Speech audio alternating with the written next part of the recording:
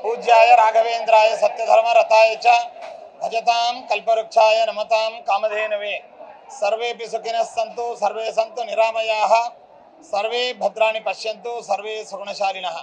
ಈ ದಿನ ನಮ್ಮ ನಿಮ್ಮೆಲ್ಲರ ಆರಾಧ್ಯ ಗುರುಗಳು ಕಲಿಯುಗದ ಕಾಮಧೇನು ಕಲ್ಪವೃಕ್ಷರು ಎಂಬುದಾಗಿ ಪ್ರಸಿದ್ಧರಾದ ಮಂತ್ರಾಲಯದ ರಾಘವೇಂದ್ರ ಸ್ವಾಮಿಗಳವರ ಮೂಲ ವೃಂದಾವನ ಪ್ರವೇಶ ಮಾಡಿದಂತಹ ದಿನ, ಅರ್ಥಾತ್ ಅವರ ಆರಾಧನಾ ಮಧ್ಯಾರಾಧನಾ ಮಹೋತ್ಸವ. ರಾಘವೇಂದ್ರ ಸ್ವಾಮಿಗಳವರು ವರ್ಷದ ಉದ್ದದಗಲಕ್ಕೂ ಕೂಡ ವೃಂದಾವನದಲ್ಲಿ ಯೋಗಾಸನಾರೂಢರಾಗಿ ಯೋಗಿಗಳಾಗಿ ಅವರು ವೃಂದಾವನದಲ್ಲಿದ್ದು ಭಕ್ತರಿಗೆ ಅನುಗ್ರಹಿಸ್ತಾ ಇದ್ದರೆ, ನಿನ್ನೆ ಇಂದು ಮತ್ತು ನಾಳೆ 3 ದಿನಗಳ ಕಾಲ ಅದರಲ್ಲಿಯೂ ಕೂಡ ಇಂದು ಬಹಿರ್ಮುಖರಾಗಿ ತಮ್ಮ ಕೃಪಾದೃಷ್ಟಿಯಿಂದ ಭಕ್ತರನ್ನೆಲ್ಲರನ್ನು ವೀಕ್ಷಿಸಿ ಎಲ್ಲರನ್ನು ಅನುಗ್ರಹಿಸುವಂತಹ ಪರಮ ಪವಿತ್ರವಾದ ದಿನ. ಈ ದಿನ ದೇಶದ ಮೂಲೆ ಮೂಲೆಗಳಿಂದ ವಿದೇಶಗಳಿಂದ ಅಸಂಖ್ಯ ಲಕ್ಷೋಪಲಕ್ಷ ಜನಗಳು ಇಲ್ಲಿ ಮಂತ್ರಾಲಯ ಕ್ಷೇತ್ರಕ್ಕೆ ಆಗಮಿಸಿದ್ದಾರೆ. ಅದೇ ರೀತಿಯಾಗಿ ದೇಶದ ಉದ್ದದಗಲಕ್ಕೂ ವಿದೇಶಗಳಲ್ಲಿಯೂ ಕೂಡ ಜಾತ್ಯತೀತವಾಗಿ ರಾಘವೇಂದ್ರ ಸ್ವಾಮಿಗಳವರ ಆರಾಧನಾ ಮಹೋತ್ಸವವನ್ನು ಎಲ್ಲ ಭಕ್ತಾದಿಗಳು ಆಚರಿಸ್ತಾ ಇದ್ದಾರೆ. ಅಲ್ಲಲ್ಲಿ ಇಡೀ ವಿಶ್ವ ಆಚರಿಸುವಂತಹ ಸರ್ವ ಜನಾಂಗದ ಒಂದು ಮಹಾ ಉತ್ಸವ, ಅದು ಹಬ್ಬ ಅಂತಂದರೆ ಅದು ರಾಘವೇಂದ್ರ ಸ್ವಾಮಿಗಳವರ ಆರಾಧನಾ ಮಹೋತ್ಸವ.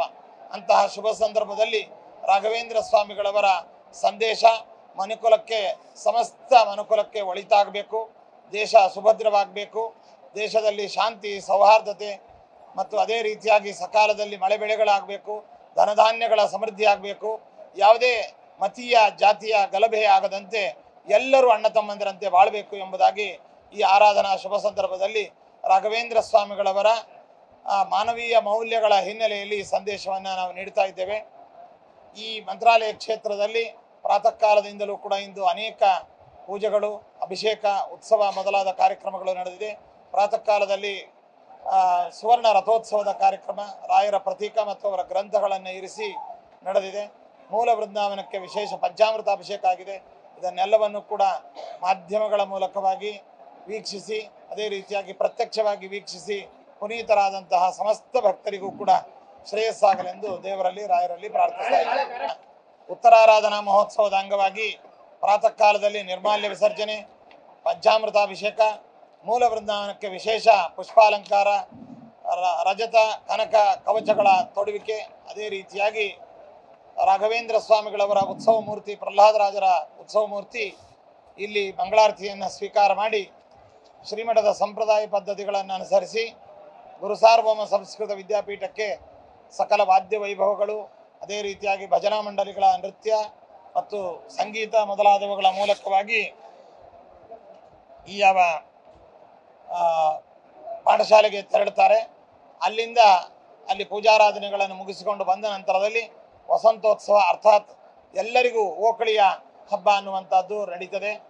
ಭಕ್ತರಿಗೆಲ್ಲರಿಗೂ ಕೂಡ ರಾಯರ ಪ್ರಸಾದ ರೂಪವಾಗಿ ಓಕಳಿ, ಅದು ರಂಗಿನ ಪ್ರಸಾದವನ್ನೆಲ್ಲವನ್ನು ಕೂಡ ಇಲ್ಲಿ ನೀಡುವಂಥದ್ದು, ವಿತರಿಸುವಂತಹ ಒಂದು ಕಾರ್ಯಕ್ರಮ. ಆನಂತರದಲ್ಲಿ ರಥಾರೂಢರಾಗ್ತಾರೆ ರಾಘವೇಂದ್ರ ಸ್ವಾಮಿಗಳವರು. ಆನಂತರದಲ್ಲಿ ನಾಳೆಯ ದಿನ ವಿಶೇಷ ಆಹ್ವಾನಿತರಾಗಿ ಹಾಗೂ ಸನ್ಮಾನಿತರಾಗಿ ಬರ್ತಾ ಇರತಕ್ಕಂತಹ ನಮ್ಮ ಕರ್ನಾಟಕದ ಹೆಮ್ಮೆಯ ರಾಜಮನೆತನವಾದಂತಹ ಮೈಸೂರು ಸಂಸ್ಥಾನದ ಯದುವೀರ ಶ್ರೀಕಂಠದತ್ತ ಒಡೆಯರವರು ನಮ್ಮ ಆಹ್ವಾನದ ಮೇರೆಗೆ ನಾಳೆ ಇಲ್ಲಿ ಆಗಮಿಸ್ತಾ ಇದ್ದಾರೆ. ಅವರನ್ನು ನಾವು ಬರಮಾಡಿಕೊಂಡು ವಿಶೇಷವಾಗಿ ಅವರ ಕೈಗಳಿಂದ ಈ ಯಾವ ಮೊನ್ನೆ ನೂತನವಾಗಿ ನಿರ್ಮಿಸಿರ್ತಕ್ಕಂತಹ ಅತಿಥಿ ಗೃಹದ ಒಂದು ಅಧಿಕೃತವಾದ ಉದ್ಘಾಟನಾ ಕಾರ್ಯಕ್ರಮವನ್ನು ಕೂಡ ನಾವು ನೆರವೇರಿಸಲಿದ್ದೇವೆ. ಆನಂತರದಲ್ಲಿ ರಥದ ಪಕ್ಕದಲ್ಲಿಯೇ ಪ್ರತ್ಯೇಕವಾಗಿ ಏರ್ಪಾಟು ಮಾಡಿರ್ತಕ್ಕಂತಹ ವೇದಿಕೆಯಲ್ಲಿ ರಾಜವಂಶೀಕರಾದಂತಹ ಯದುವೀರ ಶ್ರೀಕಂಠದತ್ತ ಒಡೆಯರವರಿಗೆ ರಾಘವೇಂದ್ರ ಅನುಗ್ರಹ ಪ್ರಶಸ್ತಿ ಪ್ರದಾನ ಅನ್ನುವಂಥದ್ದು ನಡೆಯುತ್ತೆ. ನಂತರದಲ್ಲಿ ಅವರು ಸಭೆಯನ್ನು ಉದ್ದೇಶಿಸಿ ಅವರು ಮಾತನಾಡ್ತಾರೆ, ನಾವು ಸಮಸ್ತ ಭಕ್ತರನ್ನು ಉದ್ದೇಶಿಸಿ ಮಾತನಾಡ್ತೇವೆ. ಅದೇ ರೀತಿಯಾಗಿ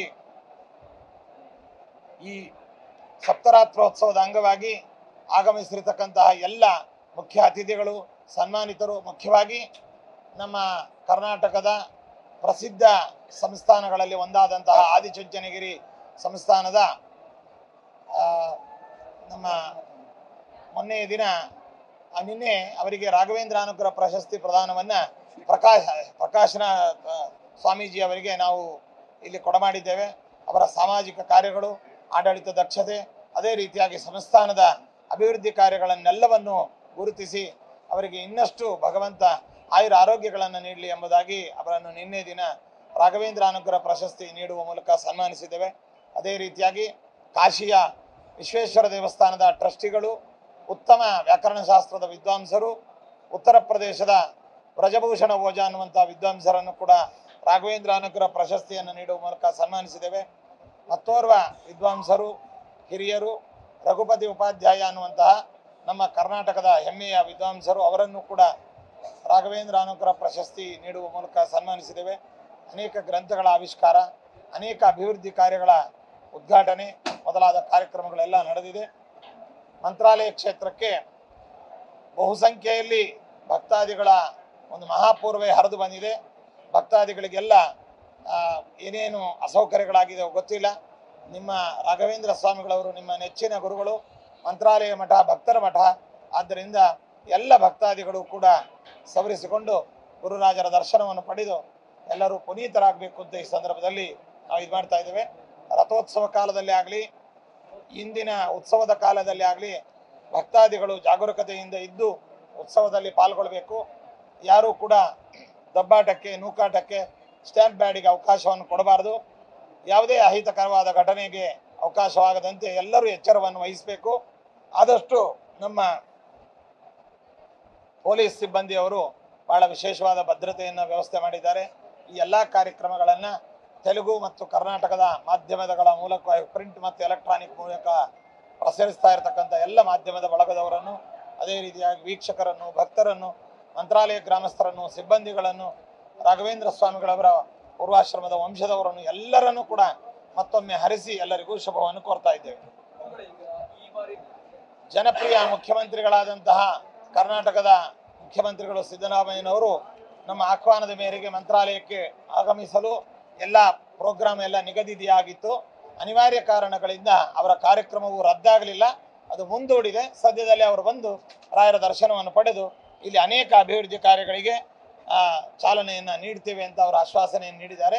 ಅವರನ್ನು ನಾವು ಈ ಸಂದರ್ಭದಲ್ಲಿ ತುಂಬ ಹೃದಯದಿಂದ ಅಭಿನಂದಿಸ್ತೇವೆ. ನಮ್ಮ ಆಂಧ್ರ ಸರ್ಕಾರದ ಮುಖ್ಯಮಂತ್ರಿಗಳನ್ನು, ಅದೇ ರೀತಿಯಾಗಿ ತೆಲಂಗಾಣ ಸರ್ಕಾರದ ಮುಖ್ಯಮಂತ್ರಿಗಳನ್ನು ಮತ್ತು ನಮ್ಮ ಜನಮೆಚ್ಚಿದ ಪ್ರಧಾನಿಗಳಾಗಿರ್ತಕ್ಕಂಥ ನರೇಂದ್ರ ಮೋದಿ ಅವರನ್ನು, ನಮ್ಮ ದೇಶದ ಎಲ್ಲ ಮಂತ್ರಿಗಳನ್ನು, ಸೈನಿಕರನ್ನು, ರೈತಾಪಿ ಜನಾಂಗವನ್ನು ಎಲ್ಲರನ್ನೂ ಕೂಡ ರಾಘವೇಂದ್ರ ಸ್ವಾಮಿಗಳವರು ಭಗವಂತ ವಿಶೇಷವಾಗಿ ಅನುಗ್ರಹಿಸಲಿ ಅಂತ ಮತ್ತೊಮ್ಮೆ ನಾವು ದೇವರಲ್ಲಿ ಪ್ರಾರ್ಥಿಸ್ತೇವೆ. ನ್ಯೂಸ್ ಫಸ್ಟ್ ನಿರ್ಭೀತಿಯಿಂದ ನಿಮ್ಮ ಪರವಾಗಿ.